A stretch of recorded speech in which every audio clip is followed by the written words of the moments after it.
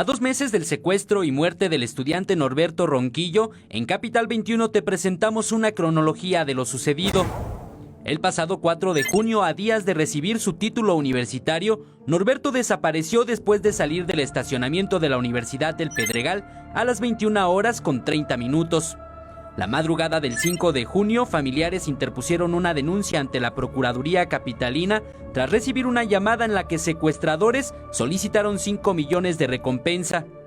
El 7 de junio, Norelia Hernández, madre de Norberto, y el rector de la Universidad del Pedregal, Armando Martínez, marcharon por calles de la ciudad para exigir su localización. 2 días después, el 9 de junio, la Procuraduría Capitalina informó el hallazgo del cuerpo de Norberto en un paraje de Xochimilco. El 10 de junio, compañeros, amigos, profesores y familiares despidieron a Norberto con una misa en el patio de la Universidad del Pedregal. Un mes después, el 11 de julio, la Policía de Investigación y elementos de la Secretaría de Marina capturaron al primer implicado en el asesinato de Norberto.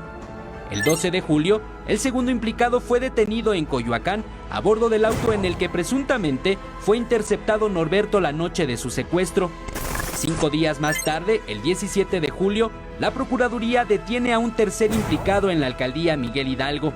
El 18 de julio por la madrugada fue capturado otro implicado más, el sujeto que habría realizado el cobro de 500,000 pesos por el rescate.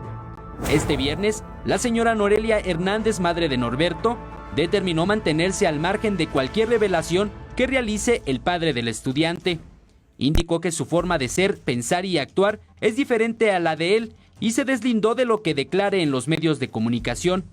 En tanto que su representante legal, Perla Yadira Escalante, también se deslindó de las acciones jurídicas que emprenda el padre de Norberto y señaló que en las etapas subsecuentes del proceso penal estarán a cargo del señor Ronquillo Hernández.